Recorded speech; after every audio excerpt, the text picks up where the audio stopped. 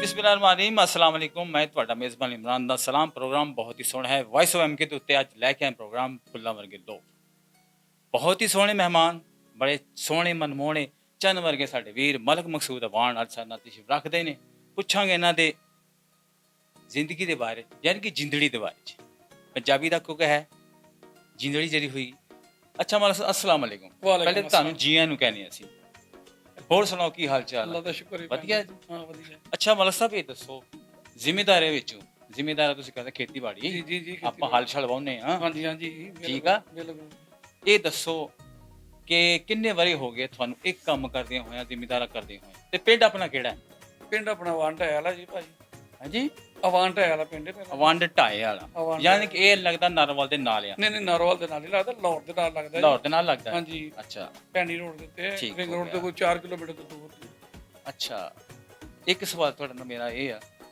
ਸਵਾਲ ਤੇ ਨਹੀਂ ਅਰਜ਼ ਹੈਗੀ ਆ ਜੀ ਜੀ ਕੋਈ ਗੱਲ ਨਹੀਂ ਕਿ ਜਿਹੜੀ ਆਪਣਾ ਪ੍ਰਾਪਤੀ ਜਿਹੜੀ ਅੱਜ ਕੱਲ੍ਹ ਮਾਮਲਾ ਤਾਂ ਲੈਣਾ ਦੇਣਾ ਕਰਨਾ ਇਹ ਤੁਹਾਨੂੰ ਕਿਵੇਂ ਸ਼ੌਂਕ ਪੈ ਗਿਆ ਵੀ ਮੈਂ ਵੀ ਇਹ ਕੰਮ ਕਰਨਾ ਬਸ ਮੇਰਾ ਨਾ ਦਫ਼ਤਰ ਰੋਡ ਦੇ ਉੱਤੇ ਸੀ ਅੱਛਾ ਤੇ ਮੈਂ ਸੋਚਿਆ ਯਾਰ ਇੱਥੇ ਵਿਹਲਾ ਜੋ ਬਹਿ ਜਾਣਾ ਤੇ ਨਾਲ ਪ੍ਰਾਪਰਟੀ ਦਾ ਕੰਮ ਕਰ ਨਾਲੇ ਹਾਸੇ ਖਾਡੇ ਹਾਂ ਨਾਲੇ ਹਾਸੇ ਹਾਸੇ ਖੇਡੇ ਖੇਡੇ। ਹਾਂਜੀ ਹਾਂਜੀ ਅੱਛਾ ਤੇ ਬਚਪਨ ਤੋਂ ਹੀ ਤੁਹਾਨੂੰ ਸ਼ੌਂਕ ਸੀਗਾ ਜ਼ਿੰਮੇਵਾਰੀ ਮੈਨੂੰ ਸੁਣਿਆ ਕਿ ਮੈਨੂੰ ਤੁਹਾਡੇ ਮਿੱਤਰਾਂ ਨੇ ਦੱਸਿਆ ਕਿ ਜੀ ਵੀਰ ਉਹਨਾਂ ਨੂੰ ਗਾਉਣ ਦਾ ਬੜਾ ਸ਼ੌਂਕ ਇਹ ਗੱਲ ਸੱਚੀ ਹੈ?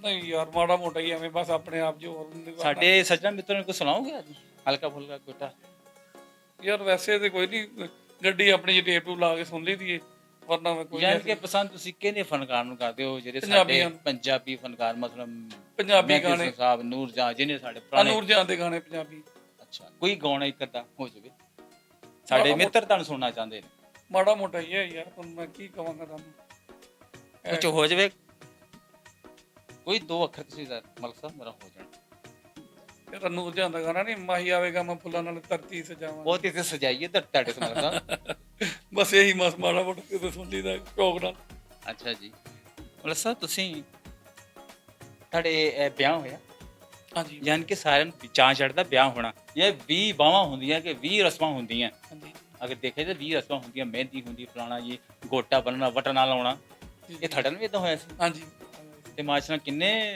ਰੱਬ ਦੇ ਕਰਮ ਨਾਲ ਤੁਹਾਡੇ ਤੇ ਰੱਬ ਦੀ ਮਿਹਰ ਹੈ ਕਿੰਨੇ ਬਾਲ ਹੈਗੇ ਆਪਣੇ ਮਾਸ਼ਾਅੱਲਾ ਮੇਰੇ 4 ਬੱਚੇ ਨੇ ਇਹ ਅਗਲੀ ਦੀ ਤਿਆਰੀ ਤਾਂ ਨਹੀਂ ਕੋਈ ਮਤਲਬ ਅਗਲਾ ਤੇ ਵਿਆਹ ਕਰਾਉਣ ਦੇ ਚੱਕਰ ਤੇ ਨਹੀਂ ਨਹੀਂ ਅਗਲਾ ਵਿਆਹ ਕਰਾਉਂਦਾ ਕੋਈ ਚੱਕਰ ਨਹੀਂ ਅੱਲਾ ਖੈਰ ਅੱਛਾ ਕਰੇ। ਆਪਣੇ ਇੱਕ ਤੁਹਾਡੇ ਜ਼ਿੰਦਗੀ ਦੇ ਬਾਰੇ ਤੁਸੀਂ ਮਤਲਬ ਸਕੂਲ ਹੀ ਪੜ੍ਹਿਆ ਮਾੜਾ ਚਾਰ ਹਾਂਜੀ। ਅੱਖਰ ਪੜ੍ਹੇ ਆ ਬਸ ਬਿਲਕੁਲ ਥੋੜਾ ਬਹੁਤ ਕਿੰਨਾ ਐਵੇਂ 3-4 ਯਾਨੀ ਕਿ ਤਿੰਨ ਚਾਰ ਜੋ ਨੱਠੇ ਹੋਏ ਆ ਬਿਲਕੁਲ ਇਹੀ ਸਮਝ ਅੱਛਾ ਮਲਕ ਸਾਹਿਬ ਇਹ ਹੈ ਕਿ ਸਾਡੇ ਇਸ ਪ੍ਰੋਗਰਾਮ ਤੁਹਾਨੂੰ ਆਉਣ ਦਾ ਕਿੱਦਾਂ ਦਾ ਚਾਅ ਲੱਗਾ ਕਿ ਤੁਸੀਂ ਅੱਛਾ ਲੱਗਿਆ ਤੁਹਾਨੂੰ ਸਾਡੇ ਕੋਲ ਤੁਸੀਂ ਬਸ ਯਾਰ ਮੈਂ ਸੁਣਿਆ ਸੀ ਤੇ ਮੇਰਾ ਦਿਲ ਕੀਤਾ ਬੈਠਾ ਮੈਂ ਕਿਹਾ ਚਲੋ ਅਸੀਂ ਵੀ ਜਾ ਕੇ ਵੀਰਾਂ ਨਾਲ ਅਸੀਂ ਖੇਡੀਆਂ ਕਰ ਲਈ ਜਾ ਤੁਸੀਂ ਤੁਹਾਡਾ ਆਉਣਾ ਸਾਡੇ ਸਿਰ ਮੱਥੇ ਤੇ ਹੈ ਤੇ ਤੁਹਾਨੂੰ ਅਸੀਂ ਦਿਲੋਂ ਜੀਆਂ ਨੂੰ ਕਹਿੰਦੇ ਆ ਤੇ ਮਤਲਬ ਸਾਹਿਬ ਇਹ ਹੈ ਕਿ ਗਾਉਣ ਦੀ ਫਰਮਾਇਸ਼ ਹੀ ਨਹੀਂ ਲੱਗਦਾ ਤੁਸੀਂ ਭੁੱਲ ਗਏ ਨਹੀਂ ਯਾਰ ਗਾਉਣ ਦੀ ਫਰਮਾਇਸ਼ ਮੇਰੀ ਚਲੋ ਇਹ ਥੋੜਾ ਹੀ ਸੁਣਾ ਦਿਓ ਸੁਣਾ ਦੇ ਦਿੱਤਾ ਥੋੜਾ ਅੱਛਾ ਸੁਣਾ ਹਾਂਜੀ ਅੱਛਾ ਉਸ ਤੋਂ ਇਲਾਵਾ ਕਿ ਇਸ਼ਕ ਹੋਇਆ ਕਿਸੇ ਦੌਰ ਦੇ ਵਿੱਚ ਨਹੀਂ। ਅਕਸਰ ਹੁੰਦੀ ਨਾ ਕਿ ਇਸ਼ਕ ਬੰਦਾ ਕਿਸੇ ਸਕੂਲ ਵਿੱਚ ਕਿਸੇ ਨੂੰ ਛੇੜ ਕੋਈ ਸੰਭਾਲੀ ਤੇ ਸ਼ਾਦੀ ਹੋ ਗਈ ਅੱਛਾ ਯਾਨੀ ਕਿ ਸ਼ਾਦੀ ਕਿੰਨੇ ਵਾਰੀਆਂ ਚ ਹੋਈ ਸੀ ਤਕਰੀਬਨ ਕੋਈ 20-21 ਸਾਲ ਮੇਰੀ ਉਮਰ ਸੀ 21 ਵਾਰੀਆਂ ਚ ਤੁਹਾਡੀ ਵਿਆਹ ਹੋ ਗਿਆ ਸੀ ਵਿਆਹ। ਯਾਨੀ ਕਿ ਵਿਆਹ ਤੁਸੀਂ ਆਪਣੇ ਚ ਕੀਤਾ ਹੈਗਾ ਜਾਂ ਬਾਹਰ ਚ ਕੀਤਾ? ਆਪਣੇ ਚ ਕੀਤਾ ਜੀ ਅੱਛਾ ਆਪਣੀ ਵਾਨ ਭਰਾਦੀ ਚ ਕੀਤਾ ਹਾਂਜੀ ਵਾਨ ਬਲਾ ਯਾਨੀ ਸਾਡੇ ਕਿ- ਜੀ ਬਾਹਰ ਨਹੀਂ ਰਵਾਜ ਅੱਛਾ ਇਹ ਸਖਤ ਕੌਮ ਬੜੀ ਸਖਤ ਅੱਛਾ ਅਸਲ ਇਸ ਤੋਂ ਇਲਾਵਾ ਤੁਹਾਡੀਆਂ ਕੀ ਜਿਹੜੀਆਂ ਅੱਜ ਮਸਰੂਫੀਆਤ ਹੈਗੀਆਂ ਅੱਜ ਕੱਲ੍ਹ ਕੀ ਹੋ ਰਿਹਾ ਤੁਹਾਡਾ ਆਮ ਜਿਹੜੀ ਜ਼ਿੰਦਗੀ ਅਸੀਂ ਕਰਦੇ ਹਾਂ ਆਮ ਲਾਈਫ 'ਚ ਕੀ ਕਰਦੇ ਹਾਂ ਆਮ ਜ਼ਿੰਦਗੀ ਚ ਜ਼ਿਮੀਦਾਰਾ ਕਰਕੇ ਵਿਹਲਾ ਹੋ ਕੇ ਨਾਲ ਡੈਂਪਰਾਂ ਦਾ ਮਸ਼ੀਨਾਂ ਦਾ ਐਕਸਕੇਟਰਾਂ ਦਾ ਕੰਮ ਹੈ ਨਾਲ ਅੱਛਾ ਉਹ ਹੀ ਕੰਮ ਕਰ ਲਿਆ ਨਾਲ ਡੀਐਚ ਦਾ ਉਹਨਾਂ ਆਰਡਰ ਤੁਹਾਡੇ ਸਾਹਮਣੇ ਫੋਨ ਆਇਆ 5-7 ਫੇਰੇ ਲਾ ਦਿਓ ਉਧਰ ਕੰਮ ਤੌਰ ਯਾਨੀ ਕਿ ਫੇਰੇ ਲਾ ਦੋ ਕਿ ਗੁਰਦੁਆਰੇ ਤੇ ਫੇਰੇ ਲਾਉਣੇ ਸੀ ਨਹੀਂ ਗੁਰਦੁਆਰੇ ਦੇ ਫੇਰੇ ਨਹੀਂ ਡੰਪਰਾਂ ਦੇ ਫੇਰੇ ਲਾਉਣੇ ਅੱਛਾ ਡੰਪਰਾਂ ਕਸਮ ਮਿੱਟੀ ਦੇ ਇਹ ਮਨਸੇ ਡੰਪਰ ਕੀ ਹੁੰਦੇ ਆ ਇਹ ਡੰਪਰ ਜੀ ਇਹ ਟਰੱਕ ਤੋਂ ਨਾ ਡੰਪਰ ਬਣਿਆ ਹੁੰਦਾ ਹੈ। ਇਹ ਜਾਪਾਨੀ ਡੰਪਰ ਅੱਛਾ ਯਾਨੀ ਕਿ 16 ਫੁੱਟੀ 14 ਫੁੱਟੀ ਤੋਂ ਉੱਤੇ ਕੋਈ ਵੱਡੀ ਫੁੱਟੀ ਵੀ ਹੁੰਦੀ ਹੈ ਜਾਂ ਕਿ ਛੱਜੀ ਹੁੰਦੀ ਹੈ ਨਹੀਂ 16 ਫੁੱਟੀ 16 ਇਹ ਤਕਰੀਬਨ 10 ਵੇਲੇ ਡੰਪਰ ਪਿੰਡਾਂ 'ਚ ਤਾਂ ਹੁੰਦੀ ਸੀ ਨਾ ਜੀ ਹਾਂਜੀ 22 ਫੁੱਟੀ ਹੋ ਗਈ ਹਾਂਜੀ ਉਹ ਟਰਾਲੀਆਂ ਹੁੰਦੀਆਂ ਨੇ ਡੰਪਰ ਅੱਛਾ ਡੰਪਰ ਹਾਂਜੀ ਅੰਪਰ ਡੰਪਰ ਅੱਛਾ ਡੰਪਰ ਅੱਛਾ ਮਸਾ ਵੀ ਦੱਸੋ ਕਿਸਾਨ ਜਨਾਂ ਦਾ ਫਸਲਾਂ ਦੀ ਜਿਹੜੀ ਅੱਜ ਕੱਲ੍ਹ ਵਾਢੀਆਂ ਜੀ ਇਹਦਾ ਕੀ ਤੁਹਾਨੂੰ ਫਾਇਦਾ ਹੋਇਆ ਜਾਂ ਕੋਈ ਅੱਜ ਕੱਲ੍ਹ ਦਾ ਕੀ ਹੈ ਗਵਰਨਮੈਂਟ ਕਿੰਨਾ ਕੁ ਤੁਹਾਨੂੰ ਬੈਨੀਫਿਟ ਦੇ ਰਹੀ ਹੈ ਗਵਰਨਮੈਂਟ ਤੇ ਕੋਈ ਬੈਨੀਫਿਟ ਨਹੀਂ ਦੇ ਰਹੀ ਕਣਕ ਬੀਜੀ ਸੀ ਤੇ ਕਣਕ ਦੇ ਵਿੱਚੋਂ ਕੋਈ ਨਹੀਂ ਫਾਇਦਾ ਹੋਇਆ ਅੱਗੋਂ ਮਕਈ ਬੀਜੀ ਹੈ ਮਕਈ ਜੋ ਇਨਸ਼ਾਅੱਲਾ ਮਿਹਨਤ ਬੜੀ ਫਾਇਦਾ ਹੋਏਗਾ ਕਿਉਂਕਿ ਡੀਜ਼ਲ ਬੜਾ ਮਹਿੰਗਾ ਹੋ ਗਿਆ ਖਰਚੇ ਜ਼ਿਆਦਾ ਨੇ ਰੇਟ ਗਵਰਨਮੈਂਟ ਨੇ ਕਣਕ ਦਾ ਕੋਈ ਨਹੀਂ ਕੱਢਿਆ ਅੱਛਾ ਮਾਨ ਸਾਹਿਬ ਤੁਹਾਡੇ ਕੋਲ ਕਟਾਈ ਵਾਲੀ ਮਸ਼ੀਨਾਂ ਵੀ ਹੈ ਜੇ ਤੁਸੀਂ ਫਸਲਾਂ ਕੱਟ ਨਹੀਂ ਅਸੀਂ ਮਜ਼ਦੂਰਾਂ ਕੋਲ ਕਟਾਉਣੇ, ਕਿਉਂਕਿ ਮਜ਼ਦੂਰ ਕਿੱਧਰ ਜਾਣ। ਆਖਰ ਜਿਹੜੇ ਅਸੀਂ ਆਪਣੇ ਦਿਹਾਤੀ ਡੇਰਿਆਂ ਤੇ ਪਾਏ ਨੇ ਬੰਦੇ, ਉਹਨਾਂ ਨੇ ਕਿੱਥੋਂ ਖਾਣਾ ਨੇ? ਉਹਨਾਂ ਨੇ ਸਾਡੀ ਕਣਕ ਵੱਢ ਗਈ, ਉਹਨਾਂ ਨੇ ਉਹੀ ਵਿਚਾਰਿਆਂ ਨੇ। ਅੱਛਾ ਮਤਲਬ ਸਾਹਿਬ ਤੁਹਾਡੇ ਖਰਚੇ ਪੂਰੇ ਹੋਏ ਨੇ ਜੇ ਵਾਢੀਆਂ ਫਸਲਾਂ ਦੇ ਕਣਕਾਂ ਤੋਂ ਨਹੀਂ ਵਾਢੇ ਖਰਚੇ ਪੂਰੇ ਹੋਏ ਖੈਰ, ਤੇ ਅੱਗੋਂ ਮਕਈ ਬੀਜੀ ਹੈ। ਮਕਈ ਦੇ ਵਿੱਚ ਇਨਸ਼ਾਅੱਲਾ ਤਾਲਾ ਮਿਹਨਤ ਬੜੀ ਅੱਲਾ ਦੇ ਘਰ ਖਰਚੇ ਪੂਰੇ ਹੋ ਗਏ, ਕਿਉਂਕਿ ਹੁਣ ਅੱਗੇ ਬਿਜਲੀ ਦਾ ਬਿੱਲ ਆਉਂਦਾ ਸੀ, ਬਿਜਲੀ ਦਾ ਬਿੱਲ ਬਹੁਤ ਜ਼ਿਆਦਾ ਹੁੰਦਾ ਸੀ। ਹੁਣ ਸੋਲਰ ਪਲੇਟਾਂ ਲਾ ਲਈਆਂ, ਅੱਲਾ ਦਾ ਸ਼ੁਕਰ ਹੈ ਹੁਣ ਬਿੱਲ ਤਾਂ ਖਤਮ ਹੋ ਗਿਆ। ਅੱਛਾ ਮਤਲਬ ਸਾਹਿਬ ਤੁਹਾਡੀ ਕਿੰਨੀ ਏਕੜ ਜ਼ਮੀਨ ਹੈ? ਸਾਡੀ ਆਪਣੀ ਜ਼ਾਤੀ ਤੇ ਸਾਡੇ ਕੋਲ ਤਕਰੀਬਨ 4 ਏਕੜ ਸੀ, ਅਸੀਂ ਮੁੱਲ ਲਈ ਸਾਰੇ ਚੌਂ ਭਰਾਵਾਂ ਨਾਲ ਰਲ ਕੇ। ਤੇ ਮਤਲਬ ਸਾਹਿਬ ਇਹ ਠੇਕੇ ਤੇ ਵੀ ਹੁੰਦੀ ਹੈ? ਹਾਂਜੀ ਠੇਕੇ ਤੇ ਤੇ ਵੀ। ਇੱਕ ਏਕੜ ਦਾ ਕਿੰਨਾ ਕੁ ਠੇਕਾ ਹੁੰਦਾ? ਇਸ ਟਾਈਮ ਤੇ ਚੱਲਦਾ ਪਿਆ 1,10,000, ਜਿਨ੍ਹਾਂ ਦਾ ਪਾਣੀ ਸੋਲਰ ਵਾਲਾ ਉਹਦਾ 1,20,000 ਦਾ। ਇੱਕ ਸਾਲ ਦਾ ਵੀਰ ਜੀ ਠੇਕਾ ਹੁੰਦਾ। ਇੱਕ ਸਾਲ ਦੇ ਵਿੱਚ 3 ਫਸਲ ਲੈ ਜਾਂਦੇ। 3 ਫਸਲ ਇਹ ਹੈ ਕਿ ਇੱਕ ਆਲੂਆਂ ਦਾ, 2 ਮਕਈ ਦੇ। ਆਲੂਆਂ 'ਚ ਮਾਸ਼ਾਅੱਲਾ ਜ਼ਿਆਦਾ ਫਾਇਦਾ ਹੋ ਜਾਂਦਾ ਹੈ, ਤੇ ਮਕਈ 'ਚ ਥੋੜਾ। ਅੱਛਾ ਮਤਲਬ ਸਾਹਿਬ ਇਹ ਦੱਸੋ ਕਿ ਪੰਜਾਬ ਹੁਕੂਮਤ ਨੇ ਸਾਡੇ ਕਿਸਾਨ ਵੀਰਾਂ ਵਾਸਤੇ ਕੁਝ ਕੀਤਾ, ਕੁਝ ਐਲਾਨ ਹੋਏ ਨੇ, ਅਹਿਮ ਐਲਾਨ ਹੋਏ ਨੇ? ਅਹਿਮ ਐਲਾਨ ਖਾਦ ਰੇਟ ਘਟੇ ਨੇ? ਨਹੀਂ, ਕੋਈ ਨਹੀਂ ਰੇਟ ਉੱਥੇ ਨੇ ਸਭ ਉੱਥੇ ਹੀ? ਹਾਂਜੀ ਬਿਲਕੁਲ ਉਹੀ ਰੇਟ ਹੈ, ਉਹੀ ਸਭ ਕੁਛ। ਕੋਈ ਤੁਹਾਡਾ ਕੋਈ ਤੁਸੀਂ ਦਰਖਾਸਤਾਂ ਵਗੈਰਾ ਲਿਖੀਆਂ? ਨਹੀਂ ਕੋਈ ਸਰਕਾਰ ਨੂੰ? ਦਰਖਾਸਤਾਂ ਕੀ, ਛੋਟੇ ਮੋਟੇ ਜ਼ਿਮੀਂਦਾਰ ਕੀ ਲਿਖਣ, ਕਿਉਂਕਿ ਵੱਡੇ ਜ਼ਿਮੀਂਦਾਰਾਂ ਨੂੰ ਫਰਕ ਹੁੰਦਾ। ਜਿਨ੍ਹਾਂ ਨੇ 1 ਤੋੜਾ ਲੈ ਲਿਆ, 2 ਤੋੜੇ ਲੈ ਲਿਆ, ਜਿਹੜੇ ਵੱਡੇ ਜ਼ਿਮੀਂਦਾਰ ਨੇ ਉਹਦੇ ਮਾਸ਼ਾਅੱਲਾ ਪੂਰਾ ਟਰੱਕ ਲਾਉਂਦੇ। ਉਹਨਾਂ ਨੂੰ ਪਤਾ ਹੈਗਾ ਕਿ ਅਸੀਂ ਕਿੰਨੀ ਬਚਤ ਕਰਨੀ। ਇਹਨਾਂ 2 ਤੋੜੇ ਲੈ ਲਿਆ, 3 ਤੋੜੇ ਲੈ ਲਿਆ, ਵੱਧ ਤੋਂ ਵੱਧ ਖਾਦ ਦੇ DAP ਦੇ ਲੈ ਲਿਆ, ਯੂਰੀਆ ਦਾ ਲੈ ਲਿਆ। ਮਤਲਬ ਸਾਹਿਬ DOP ਖਾਦ ਦੀ ਬੋਰੀ ਕਿੰਨੇ ਦੀ ਆ? ਮੇਰੇ ਖਿਆਲ 'ਚ 800 ਦੇ ਉੱਤੇ 8,000। 300 ਨਾਲ ਯੂਰੀਆ? ਉਹਨਾਂ ਦਾ ਯੂਰੀਆ ਨਹੀਂ, DAP ਬਹੁਤਾ ਇਸਤੇਮਾਲ ਜੀ ਉਹਦਾ ਨਹੀਂ ਪਤਾ। ਲੇਕਿਨ ਨੌਕਰ ਜਾਂਦਾ, ਉਹ ਲੈ ਆਉਂਦਾ, ਉਹ ਬਿੱਲ ਪਰਚੀ ਬਣਾ ਕੇ ਦਿੰਦਾ, ਮੈਂ ਪੈਸੇ ਲੰਘਦਾ ਟੱਪਦਾ। ਅੱਛਾ ਮਤਲਬ ਸਾਹਿਬ ਇਹ ਦੱਸੋ ਜਿਹੜੀ ਸਾਡੀ ਵਜ਼ੀਰ ਆਲਾ ਪੰਜਾਬ ਆ, ਕਿਸਾਨਾਂ ਵਿੱਚ ਬਹੁਤ ਸਾਰੇ ਐਸੇ ਨਵੇਂ ਉਹਨਾਂ ਨੇ ਵਿਚਾਰ ਵੀ ਕੀਤੇ ਹੈ ਕਿ ਕੰਮ ਵੀ ਜਿਹੜੇ ਕੀਤੇ, ਤੁਹਾਨੂੰ ਕਿਸਾਨਾਂ ਵਾਸਤੇ ਕੋਈ ਫਾਇਦਾ ਹੋਇਆ? ਬਹਰਹਾਲ ਮੈਂ ਨਹੀਂ ਕਹਾਂਗਾ ਕੋਈ ਫਾਇਦਾ ਹੋਇਆ, ਕਿਉਂਕਿ ਸਾਡੇ ਤੋਂ ਮਲਕ ਹਬੀਬ ਅਵਾਨ MPA ਸਾਡਾ ਆਪਣਾ ਰਿਸ਼ਤੇਦਾਰ ਹੈ। ਸਾਨੂੰ ਉਹਨਾਂ ਨੇ ਕਿਹਾ ਵੋਟ ਦੇ ਦਿਓ। ਵੈਸੇ ਅਸੀਂ ਵੀ ਇਹਨਾਂ ਦੇ ਨੂਨ ਲੀਗ ਦੇ ਸ਼ੁਰੂ ਤੋਂ ਕੇ ਫੈਨ, ਤੇ ਅਸੀਂ ਤਾਂ ਮਲਕ ਹਬੀਬ ਦੇ ਕਹਿਣ ਤੇ ਵੋਟ ਦੇ ਦਿੱਤੇ ਨੇ। ਅੱਲਾ ਇਸ ਵੋਟ ਦੇ ਦਿੱਤੇ ਨੇ ਬਸ, ਬਾਕੀ ਕੋ ਅੱਲਾ ਜਾਣੇ ਕਰਦੀ ਹੈ ਜਾਂ ਨਹੀਂ ਕਰਦੀ ਉਹਦੇ ਕੋਲ।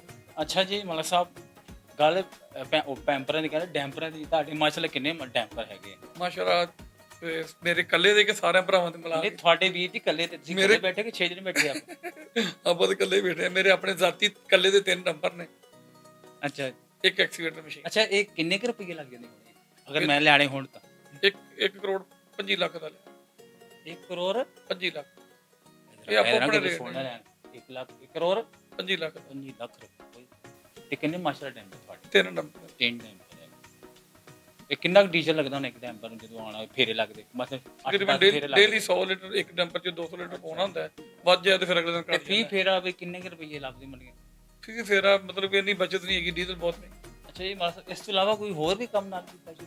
ਜ਼ਿਮੀਂਦਾਰਾਂ ਤੇ ਇਹ ਮਸਾਂ ਹੀ ਹੁੰਦਾ। ਨਹੀਂ ਜ਼ਿਮੀਂਦਾਰ ਤਾਂ ਕਰ ਦਿੱਤਾ, ਜ਼ਿਮੀਂਦਾਰ ਤੋਂ ਇਲਾਵਾ ਕੋਈ ਇਹ ਡੰਪਰ ਮਸ਼ੀਨਾਂ ਦਾ, ਡੈਂਪਰ ਤੋਂ ਇਲਾਵਾ?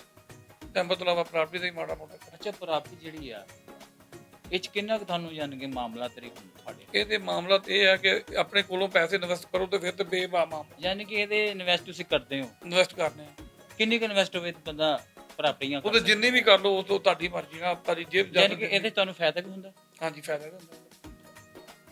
ਇਹ ਫਿਰ ਨਵੇਂ ਤੇਰੇ ਕੋਈ ਮਿੱਤਰ ਕਰਨਾ ਚਾਹਣ ਫਿਰ ਉਹ ਕੀ ਤਰੀਕੇਕਾਰ ਹੁੰਦਾ? ਉਹ ਕੋਈ 2-4 ਮਹੀਨੇ ਮਾਰ ਖਾਵੇ, ਉਸ ਤੋਂ ਬਾਅਦ ਨਹੀਂ ਚਪੇਟਾ ਨਹੀਂ ਫੇਰੇ ਤੁਰੇ ਨਾਲ ਵੇਖੇ ਬਰੇ ਨਾ। ਅੱਛਾ ਉਸ ਤੋਂ ਬਾਅਦ ਫਿਰ ਨਾਲ ਦਾ ਉਹ ਵਿੱਚ ਕੋਈ ਪੈਸੇ ਇਨਵੈਸਟ ਕਰੇ, ਉਹਦੀ ਸਮਝ 'ਚ ਆਵੇ। ਤੇ ਜੇ ਪੈਸੇ ਇਨਵੈਸਟ ਕਰਕੇ ਆਪਣਾ ਕੰਮ ਕਰਨਾ ਚਾਹੁੰਦਾ ਤੇ ਫਿਰ ਠੀਕ ਕੰਮ ਹੁੰਦਾ। ਜਿਹੜੀਆਂ ਸਾਡੀਆਂ ਜ਼ਰਾਈ ਜ਼ਮੀਨਾਂ ਨੂੰ ਕੱਟੀ ਵੱਢੀ ਜਾਣਦੇ ਨੇ, ਸੁਸਾਇਟੀਆਂ ਬਣਾਉਂਦੇ ਆਲੀਸ਼ਾਨ ਜੀ ਫਲਾਣੀ ਸੁਸਾਇਟੀ ਫਲਾਣੀ, ਇਹ ਫਾਇਦਾ ਹੈਗਾ ਕਿ ਨੁਕਸਾਨ ਆ? ਇੱਕ ਤੇ ਫਾਇਦਾ ਵੀ ਤੇ ਨੁਕਸਾਨ। ਨੁਕਸਾਨ ਕੀ ਕਿ ਆਉਣ ਵਾਲੇ ਵਕਤ ਨੂੰ ਸਾਨੂੰ ਅਨਾਜ ਕਿੱਥੋਂ ਲਵਾਂਗੇ? ਤੇ ਜੇ ਫਾਇਦਾ ਇਹ ਆ ਕਿ ਹਰ ਬੰਦਾ ਵੇਚ ਕੇ ਤੇ ਕਾਰੋਬਾਰ ਕਰਦਾ ਪਿਆ, ਆਪਣੀ ਜ਼ਮੀਨ ਵੇਚਦਾ ਤੇ ਆਪਣਾ ਕਾਰੋਬਾਰ ਕਰਦਾ। ਕੋਈ ਮਕਾਨ ਕਿਰਾਏ ਤੇ ਲੈ ਲਿਆ, ਕੋਈ 1-2 ਪਲਾਜ਼ਾ ਬਣਾਤਾ, ਉਹ ਕਿਰਾਏ ਤੇ ਦੇਤਾ, ਕਿਰਾਇਆ ਖਾਂਦੇ ਆ। ਲੇਕਿਨ ਜਿਹੜਾ ਹੁਣ ਮੈਂ 10 ਕਿੱਲੇ ਦਾ ਮਾਲਕ ਹਾਂ, ਅਸੀਂ 10 ਕਿੱਲੇ ਕਣਕ ਬੀਜਦੇ ਹਾਂ ਤੇ ਕਿੰਨੀ ਆਵਾਮ ਨੂੰ ਜਾਂਦੀ? ਸਾਰੀ 10 ਕਿੱਲੇ ਅਸੀਂ ਨਹੀਂ ਕਰਦੇ।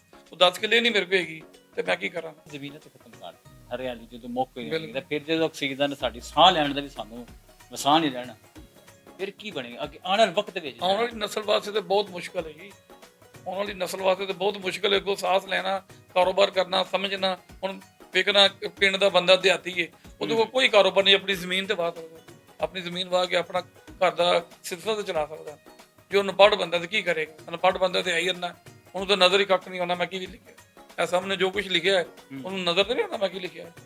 ਤੇ ਇਹ ਕਰ ਦੇਣਾ ਹੁਣ, ਕਿਉਂਕਿ ਜ਼ਮੀਨਾਂ ਤੇ ਉਹਦੇ ਕੋਲ ਖਤਮ ਹੋਈ ਨਹੀਂ, ਤਾਂ ਅਨਪੜ੍ਹ ਬੰਦੇ ਦੀ ਜ਼ਿੰਦਗੀ ਕੋਈ ਨਹੀਂ ਰਹਿਣੀ। ਯਾਨੀ ਕਿ ਆਉਣ ਵਾਲਾ ਵਕਤ ਬਹੁਤ ਬਹੁਤ ਮੁਸ਼ਕਲ ਹੈ, ਬਹੁਤ ਤੇਜ਼।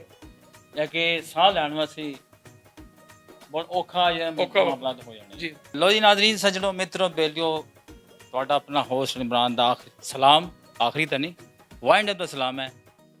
ਕਹਿਣਾ ਚਾਹ ਰਿਹਾ ਕਿ ਵਾਇਸ ਆਫ MK ਦੇ ਉੱਤੇ ਇਹ ਜਿਹੜਾ ਪ੍ਰੋਗਰਾਮ ਹੈ ਫੁੱਲਾਂ ਵਰਗੇ ਲੋਕ, ਅੱਜ ਸਾਡੇ ਬੜੇ ਸੋਹਣੇ ਪ੍ਰਾਹੁਣੇ ਮਲਕ ਮਸੂਦ ਅਬਾਨ ਸਾਹਿਬ ਸਨ। ਲੋ ਜੀ, ਵੇਲਾ ਪ੍ਰੋਗਰਾਮ ਮੁੱਕਦਾ ਪਿਆ, ਜਾਣਾ ਕਿਤੇ ਨਹੀਂ, ਵੇਖਦੇ ਰਹੋ ਫੁੱਲਾਂ ਵਰਗੇ ਲੋਕ। ਲੋ ਜੀ, ਫਿਰ ਮਿਲਾਂਗੇ ਇੱਕ ਨਵੇਂ ਪ੍ਰਾਹੁਣੇ ਦੇ ਨਾਲ। ਜਾਂਦੀ ਵਾਰੀ ਫਿਰ ਇੱਕੋ ਹੀ ਹੁੰਦਾ ਮੇਰਾ ਸਵਾਲ, ਵੇਖਣਾ ਨਹੀਂ ਭੁੱਲਣਾ ਵਾਇਸ ਆਫ MK ਪ੍ਰੋਗਰਾਮ ਫੁੱਲਾਂ ਵਰਗੇ ਲੋਕ। ਦਿਓ ਇਜਾਜ਼ਤ, ਰੱਬ ਰਾਖਾ।